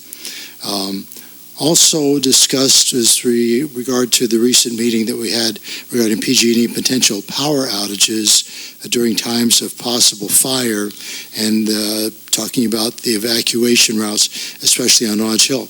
And a couple of things were brought up with regard to how can we as residents, as homeowners or renters, deal with the possibility of fire, and how to retard it in our own immediate areas. And one of them was vegetation management, which we all know about, having, keeping trees far away, keeping plants farther away from your home, having plants that are less prone to catching on fire, and also ember-proofing one's home. In other words, it's usually the embers that get on your roof. That's what causes a fire. So how do you ember-proof your home? And one of those would be, well, I see somebody that I've known here for years, Tom, and he's redoing people's roofs. He's got a backlog because people are removing, shingles, wooden shingles, and replacing them with substances that won't necessarily catch on fire. And also, what was brought up is the fact that now people are more concerned about fire. People are going out and getting generators, but do they know actually how to operate a generator during a time of fire? So we felt that maybe that needs to be addressed. Also, is the Cambria Tourism Board and the Chamber of Commerce, are they preparing the businesses, especially the motels and restaurants, for potential fire outage, power outage, and how are they going to be dealing with that? So I guess we'll be connecting at some point with those folks. Also, by the way, the use of, one thing came up was the use of soaker tubes. Now, Paul, you're here. If you feel that we need to elaborate on this, please feel free to step up. Paul Nugent, who's a board member of Forest Committee, and the heads of the Forest Committee here as well, but soaker tubes to dampen the exterior of your home when we know that there's a fire arriving, to hopefully prevent a fire from occurring.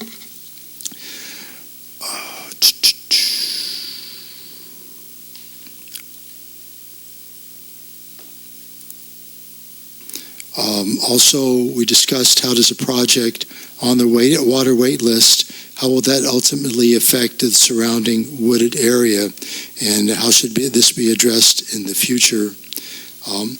And then finally, there's going to be a presentation in August by Kirsten Sheehy, and this might be something that people are not even aware of, but one of the problems, especially on the ranch, in certain areas of the ranch, has been Cape Ivy. And apparently there's this new fly called the galling fly. While it won't prevent Cape Ivy, it will retard its growth. And so that's something that, and if you happen to have Cape Ivy anywhere near your home, you might want to come to this presentation to figure out a way. And of course, once you tear it out, it just comes back. And this might be something you want to look at for the future. With regard to the Friends of the Fiscalini Ranch,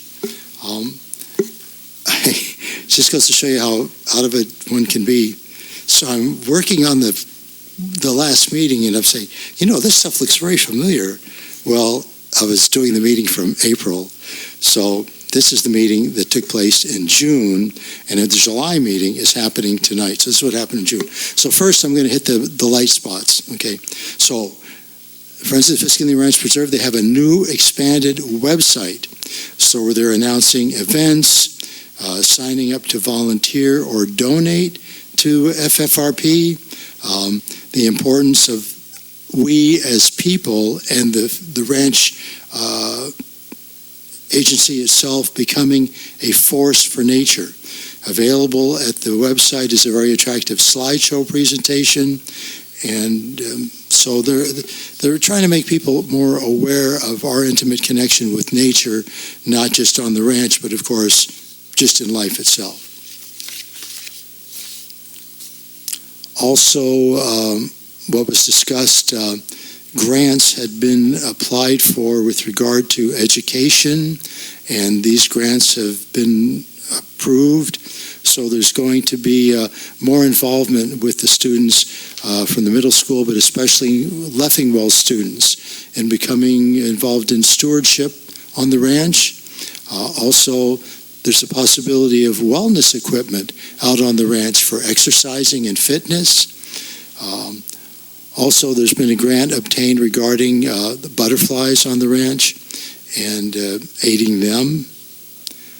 Also, Mark Larson was contacted by the folks that are organizing the Pine Dorado Parade, and so the FFRP has decided to be in the Pine Dorado Parade. So that's going to be nice. That's the first time that's ever happened. Ted Siegler gave his usual lengthy and informative report on the finances. What he said in 3 words will pretty much describe it. Finances are healthy. So that's a good thing. What else was discussed at the last meeting? I'll talk about the homeless issue first. Obviously, it's already been addressed by Director Howell and what happened at NCAC. So I'll just briefly touch base. So Carlos mentioned something that we would obviously figure out is happening.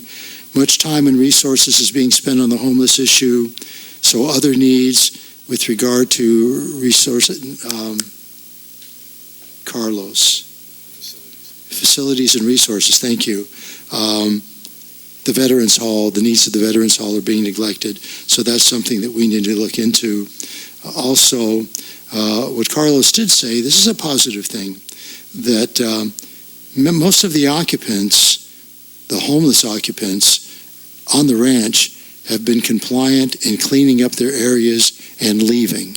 And as we've described in the past, many of the occupants of the ranch are people, transients that are just passing through town.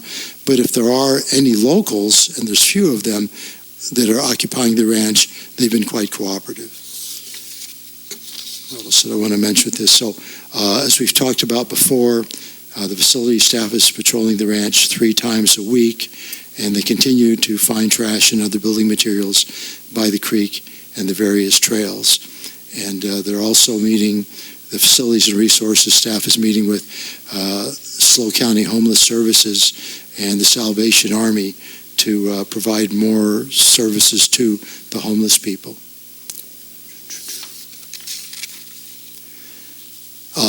Thistle growth has exploded on the ranch, as it has all around the area.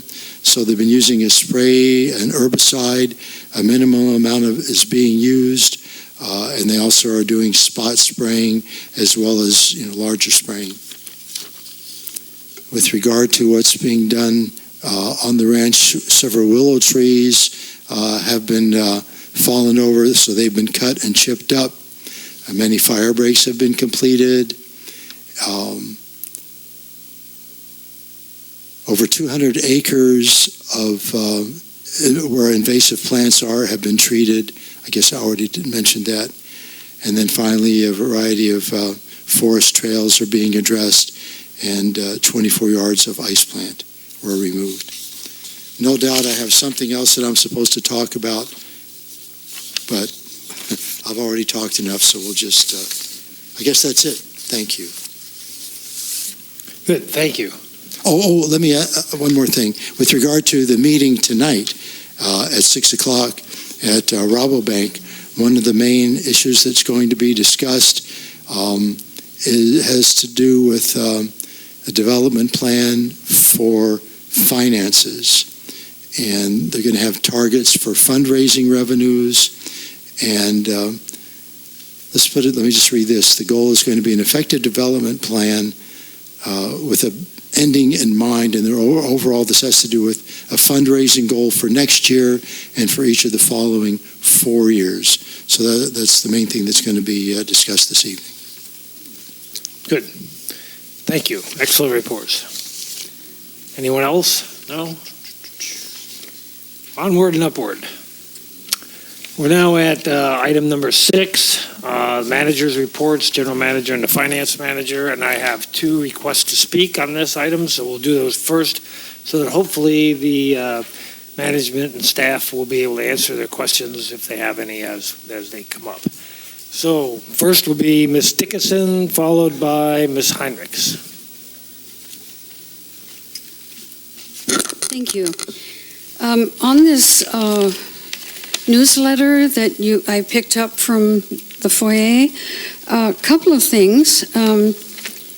It's saying here that the evaporation pond was formally emptied and closed. That is not correct. There has not been an inspection by Mr. Lodge or Mr. Rocky. So I think that needs to be clarified maybe by President Pearson because other people are watching this or will be. The other one is we continue to make progress on the regular coastal development permit for the emergency water plant, and then in paren SWF.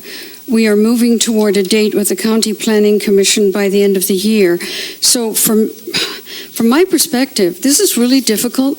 There is actually nobody on staff today that can answer questions for me related to getting the regular CDP. So who are we supposed to ask? Because we're supposed to come up with some help in a discussion. I don't know when that meeting will take place. It was listed the 16th of July. I've heard it may have been changed to the 23rd of July. I see a town hall meeting on the website, CCSD's website, for July 31st. So can President Pierce, can you help me with what's coming up? Director Howell talked about the delay that they made to their meeting. It's now on the 23rd. It is for sure. And it's going to start at 2 o'clock instead of 3 o'clock. 2. Okay, and will Mr. Ogren be in attendance at that meeting? I believe so. Okay, because he's the one that's been working on this, so, okay. Let's see, so that's... And the meeting on the 31st is a town hall about the mission, and that has really nothing to do with the CDP at that point. Okay, so I've been reaching out to Mr. Singlebaugh. The last time I heard from him was April 15th until he responded to a call a couple of days ago, and he said that he's waiting to hear from the district on the project description. I understand there's going to be a meeting maybe next week with R&I Chair, Vice Chair, yourself, Mr. General Manager Weigold, and Mr. Singlewald, so that maybe something can be settled and before the next meeting on the 18th. So if you meet the 17th, maybe there'll be something to report on the 18th. Is that possible for the public? We're kind of in the dark. I think the next CDP information will probably be at the R&I meeting on the 23rd. 23rd. And then in August for us. Okay, so nothing for the community to know. Okay, so I just wanted to give you a heads up on what I received from Mr. Luster. If you might give me a couple of extra seconds, it might be helpful to you. So I asked Mr. Luster at the Coastal Commission, had he heard anything from Mr. Ogren, because they'd been in touch and he had put out a message to Mr. Ogren. He was waiting to hear back. He said he hadn't heard from either the CSD County or Cannon Engineering about potential pond repurposing or about possible changes to the project description. He said he did get a message from Mr. Ogren last Tuesday, but then he was gone for a few days. He said I advised him to listen to the R&I June 18th audio tape. He said he listened to a portion of it, and these are the points he makes. That the permit may not get to the board, this is what he learned from listening, until the first half of the next year Board of Supervisors. 2, the discussions about what it would take to use the facility during other than stage 3 declarations. That certain members of the public gave their perspectives. I think specifically Mr. Rochefort gave a statement or report. The other one is the confusion about the history of the change from the EWF to the SWF, and still unknown what production levels to expect. Not covered were the long-standing in-stream flows issues, which Commission has requested and county says they're not required according to Mr. Singlewald, and no discussion of the likelihood that substantial mitigation might be needed if the pond remains as is, and how the water licenses might affect production volumes, etc. So I want to share that with you guys, okay? That's it. Thank you. Thank you. Ms. Heinrichs.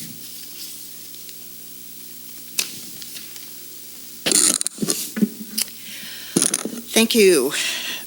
Yes, I'm following up on the discussion of the pond, the closure of the impoundment pond. Well, it's a relief to have this project moving forward toward a conclusion. It's really a stretch to portray this as any kind of success. The pond has been a problem since the start. This is really more like putting lipstick on a pig to call this some kind of success. It's been the result of fines There's been a cease and desist order. It's been a major problem for the district. It remains the subject of a $3.5 million lawsuit. So there's a lot of time, energy, and money continues to go into this part of the project, which was never a success. This Canon engineering report, I'm a little disappointed that Mr. Ogren isn't here today, too, because he's the only one who apparently has seen this report, which was commissioned by him for about $12,000 on possibly repurposing the pond. Who is now, will he be back? Who is now going to be advising on the Canon engineering repurposing ideas? We certainly need to know more about that. I look forward to hearing that. I'm really grateful to Mr. Warren for his offer of water for firefighting. This is wonderful. A lot of people misunderstand the emergency water project and think it has something to do with firefighting. I've heard this before. People say, oh, well, we'll just plug in a hose and use it to fight a fire. It does not work that way. It will never work that way. And we have, although we've spent $20 million on this, we have done nothing to address the issue of water storage that could be used to fight fires. The saga of the coastal development permit goes on, and the projected costs continuing to rise. The costs of getting rid of the brine waste, the cost of disposing of the effluent and the pond, all these things. I was interested to hear that the blowers, which were also non-functional from the beginning, have been removed. Has the district been in some kind of negotiation with Western Alliance Bank, which owns this? This has been held up as something that prevents us from making any changes to the plant, but perhaps it's time to put the whole project on the board if we're negotiating with Western Alliance Bank and renegotiate the terms of that very unfavorable installment sale agreement which governs it. So I look forward to hearing more about these projects. I'm excited that this brine impoundment pond is now being resolved, and perhaps it will be returned to its natural state. Thank you. Thank you. All right, Mr. Weigold, time for the general manager's report, which I'm assuming will be short and to the point. Yes, Mr. President, today is day 11 on the job. As you can see in my report, I listed 4 events that I participated in prior to taking the job. That was all on my own time, largely on my own expense, with the exception of the General Manager Leadership Summit, which the district paid for my registration and attendance. So thanks very much for that. That was a huge jump start for me in the job because it started my network throughout the California organization. In my first 11 days, I have been doing onboarding and turnover with the interim general manager. My plan is for approximately 45 to 60 day education and getting smart and learning what we have here in the community. Mind you, that's in addition to doing the job. So those two are concurrently ongoing. To date, my priority is meeting with the staff, department heads, and the remaining members of the staff, and doing in-depth tours of all the facilities that we have here in Cambria that we're responsible for CCSD. An example of that would be that I spent 6 hours alone on 2 different days just on the wastewater plant. My methodology is to go through everything, open every door, every closet, every piece of equipment, understand how we're taking care of things, how we're operating, how we're maintaining from stem to stern. So I can tell everyone in the room here that all of my work is really thorough, and my plan is to report back all my findings from all the departments and the staff to the board, which is my next stage of my onboarding process. And then what I've also been doing is, with the board's help and the community's help, is identifying what I term external stakeholders, or you could argue also that these are internal because they're part of Cambria. And these are organizations like Green Space. I've attended last Wednesday morning the table talk session with Vice President Farmer and Director Howell. All these are hugely helpful for me because it really gives me a sense of where we need to spend time, what the issues are on the minds of everyone in the community, and I get a really good cross-section of opinions. Obviously, no shortage of opinions in the community, which I look as a huge plus because that means everybody cares. And so I look at this as a huge plus and strength of the community. I can tell you, I've not lost any hope in anything. In fact, I've gotten more excited each day showing up for the job. And I haven't seen anything yet where we can't solve issues in the community. There are lots of potential solutions, and I'm prepared to outline those and take us down the path that you so direct. Terrific, thank you. Any questions on any of the general manager's report? Director Howell. Not a question, but a suggestion. In terms of something, Mr. Weigel, that you might want to go to would be the NCAC meeting, which is next Wednesday. That's an opportunity to see, because it's a large group that's from many different aspects of the community. So it's you can get a good view of the whole thing that way. Also an excellent opportunity to meet some of the important movers and shakers that are in the town. And the other thing which I've been asked to do is to invite you to the Forest Committee meeting, which will be in a month hence. Again, very useful to get that. And I do want, did you meet like with the Chamber of Commerce or any of those folks or the realtors? Or I did meet with the president of the chamber my first day on the job. Good, because I want to be sure you got all sides, not just, well, I want to say our side, but no, all sides. It's really important. Yeah, good. Vice President Farmer. Oh, I didn't even realize I have my light on. The next Forest Committee meeting is on August 14th. It's usually the second Wednesday of the month, 6:30 at Rabobank. Okay. Director Steidel. And following with the suggestions of attending meetings, I'm sure that your list would be added to, but with the R&I committee meeting and the finance committee meeting also at some point. That is on my intention is to, at least if my stuff calendar permits, I'm attending the first one available that I can possibly attend. So the Finance Committee meeting and the R&I are both on my agenda to attend. Excellent, thank you. Oh, yes, Question. Director Howell. There is a lack of clarity, I think, on the date of the next Finance Committee meeting. Director Steidel, could you help me on that?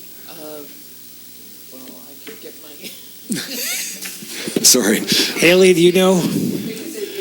Hold on. Haley knows. Yeah, that's what I was wondering about, because I think it might have gotten moved and I didn't.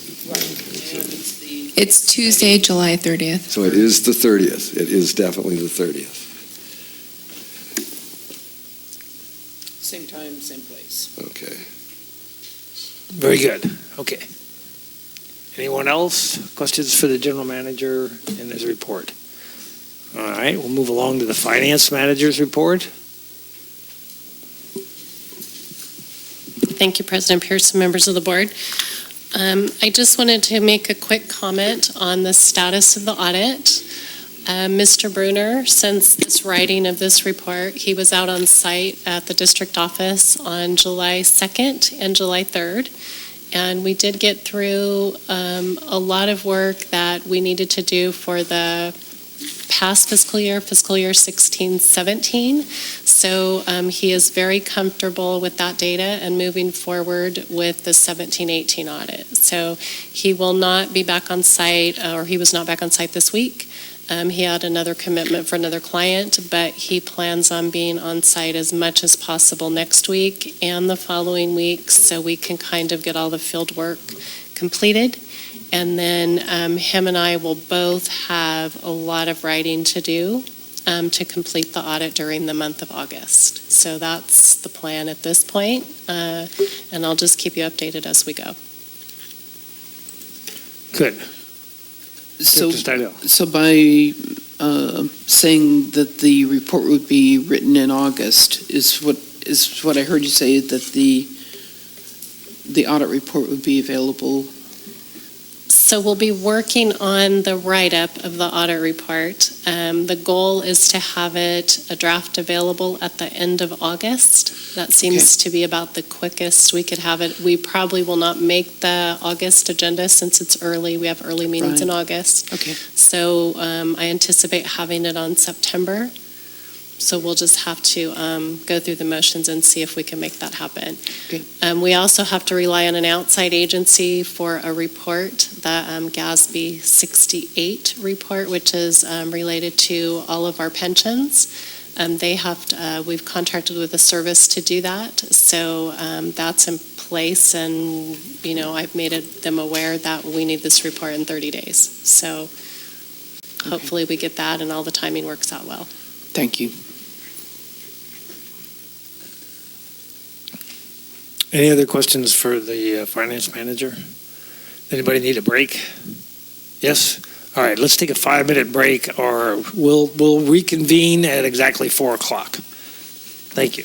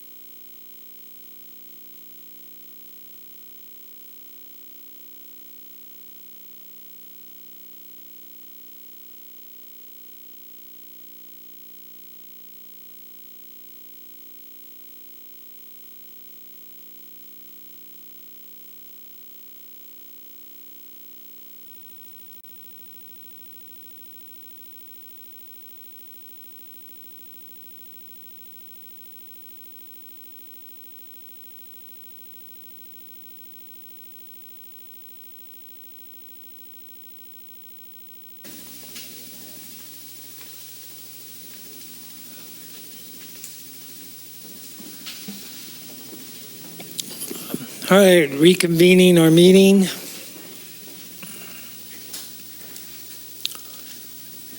Thank you, everyone. We are now on number 7, the consent agenda. Is there anything that anyone wants to pull off of the consent agenda or make comment on? Vice President Farmer. Yeah, I just would like to make a brief comment, as I do every month, just with regard to let's say the major costs that exist with regard to the emergency water facility, and the closure of the impoundment basin goes on. Investigating the repurposing of it goes on. So what happened last month with regard to dealing with the basin, West Coast Tree Service, the debris solids removal was $15,000, and Cannon Corporation, with regard to maybe redesigning the pond, that was about $3,500, but also legal fees with regard to the emergency water facility with Farallon Corporation, as well as with Rutan and Tucker, just under $17,000. And so the total amount spent on the facility is just under $40,000. Of course, they have electricity and other costs. But I just want to mention that we never really know how much staff time is being put into the facility itself, reports needing to be done, various statistics needed to be gathered. And I just want to follow up on what was said. When we think about the amount of time that has been spent on the impoundment basin itself, legal fees, having to deal with the Regional Water Quality Control Board. It's probably been one of the most problematic issues that this district has had to face time-wise and money-wise in a long, long time. And hopefully this will come to an end at some point soon. And it's hard to see it as a success. I guess the only success is someone finally figured out that this pond was never meant to be there in the first place, and we've had to deal with that process. Thank you. All right, thank you. I'll entertain a motion to approve the consent agenda. So moved. We have a motion and a second. Anyone? Sure, I'll second it. Thank you. Thanks, Okay. Don. So we have a motion and a second to approve the consent agenda. Could we have a roll call vote, please? Director Stidel? Aye. Vice President Farmer? You bet. Director Howe? Aye. President Pearson? Aye. All right, we're now on to regular business. We have one item. General Manager Weigold, would you like to introduce this item? I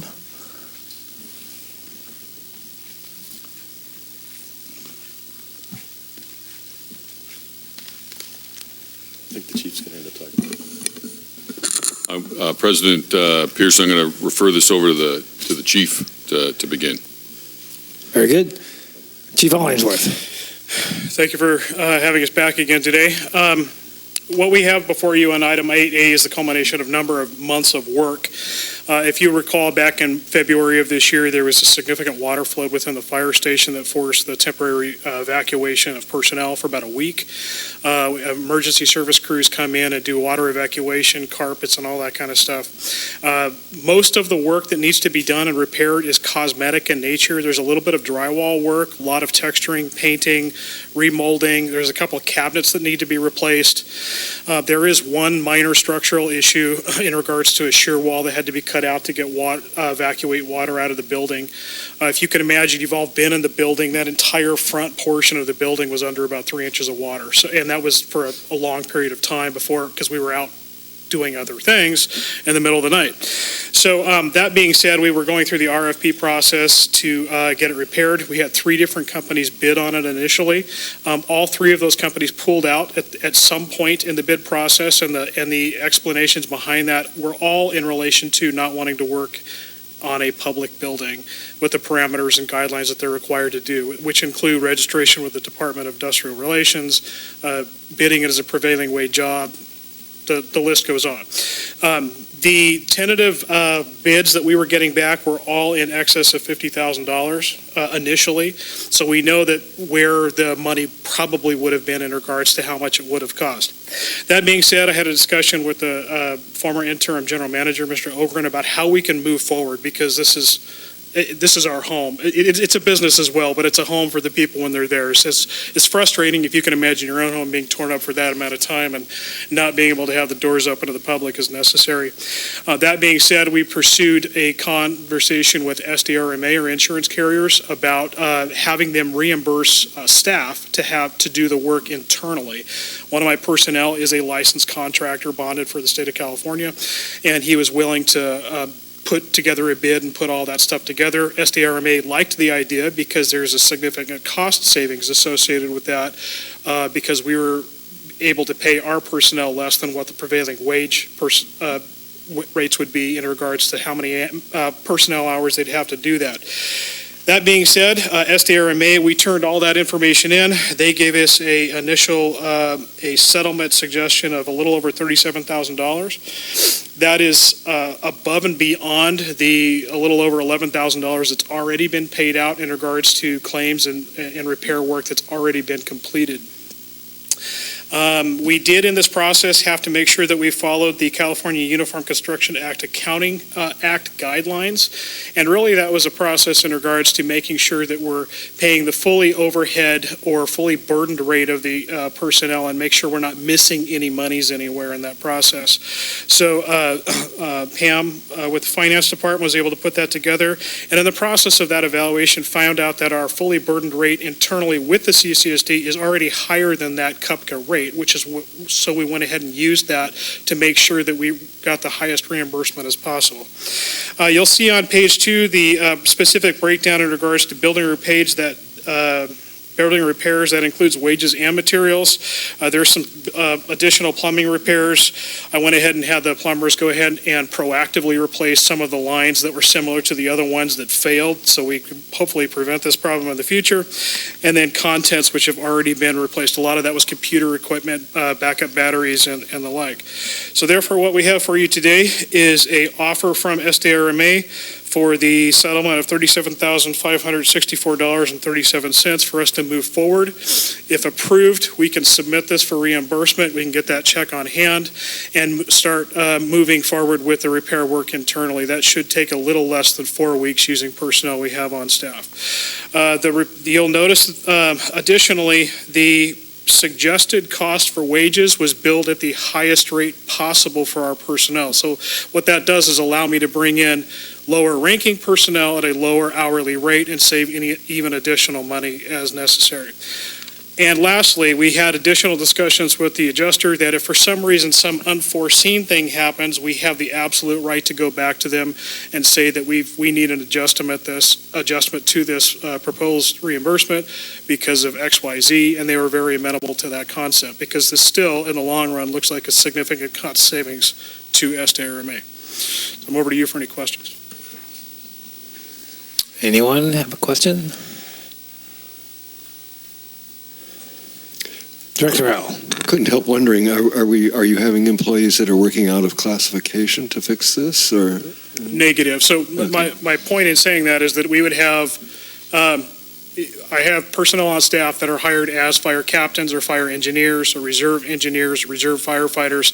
If I were to bring them in for the purpose of texturing a wall that day and spend 8 hours that day doing that, we would pay them at their rate.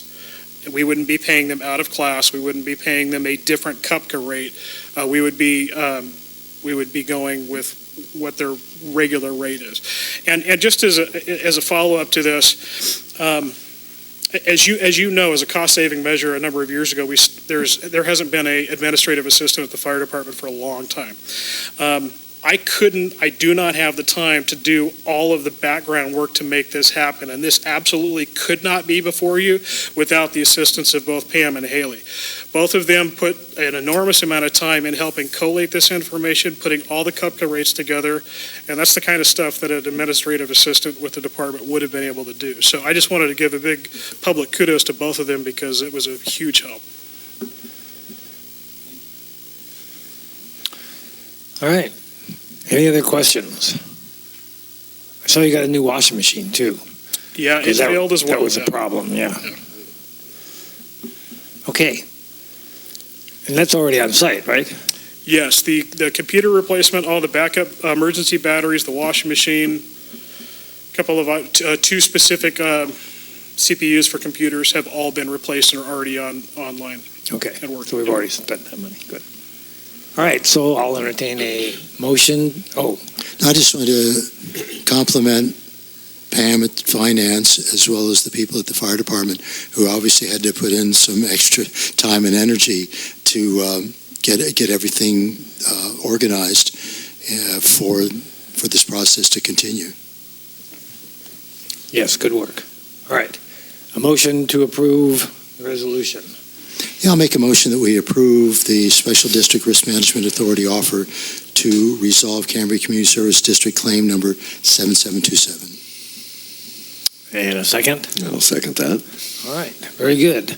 We have a motion and a second. Could we have a roll call vote, please? Vice President Farmer, Yes. Director Howe, Aye. Director Stidel, Aye. President Pearson. Aye. All right, From last everybody in the item. fire department, thank you very much. Yes, thank you. Yeah. All right. Last item on the agenda is future agenda items. Any discussion by anyone on any of these items? The town hall meeting on July 31st, I think, might be a little premature because the general manager won't have a time to get his feet on the ground by then. But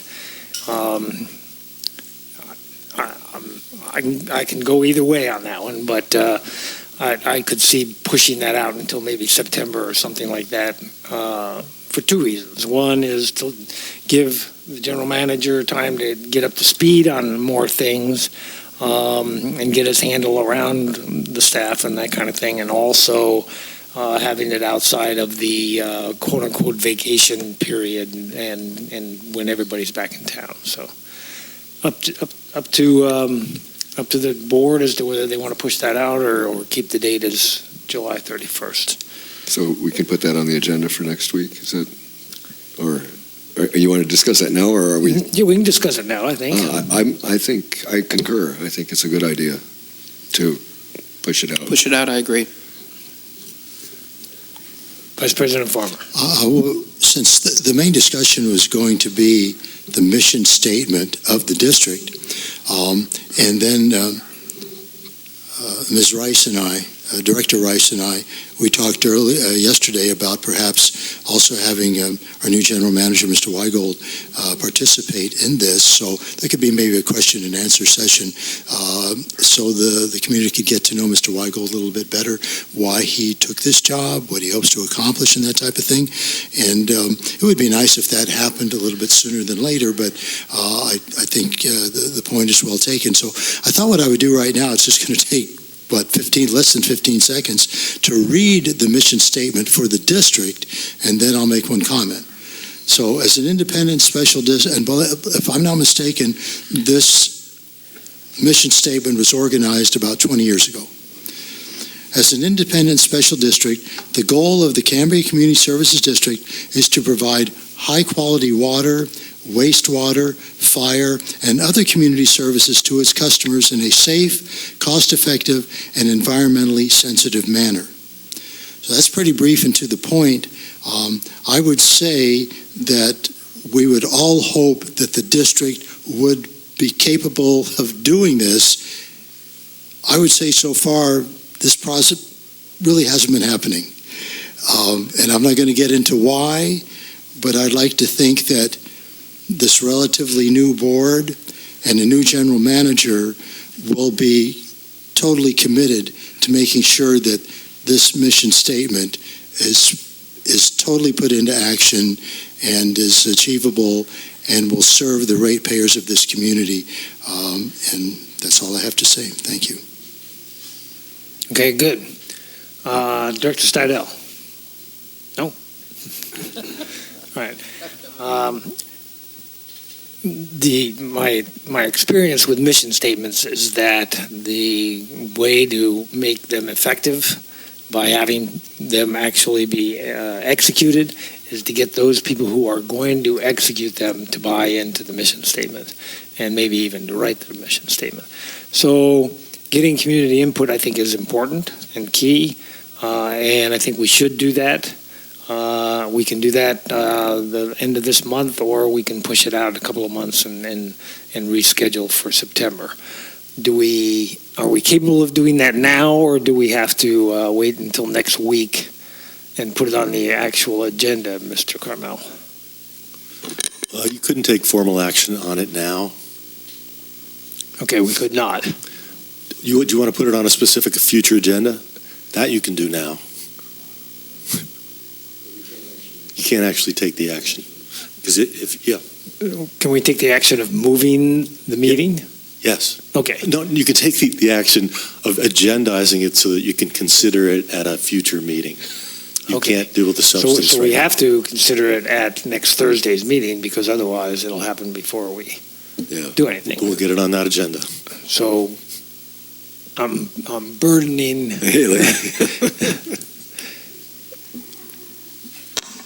Can you get just a little? We don't need a staff report or anything like that. We just need it on the agenda for discussion. Well, even if we have to amend the agenda on Monday, that's possible. I mean, yeah, we can do it. Yeah, we can do it. That's fine. Yeah. We'll amend on Monday. All right, so we'll put it on the agenda, and then we can talk about it next week. But in the meantime, if you want to look at a date, look at your calendars for September. That might be something that you could bring with you on Thursday. All right. Anything else from anyone? All right. We're adjourned. Thank you. Wait,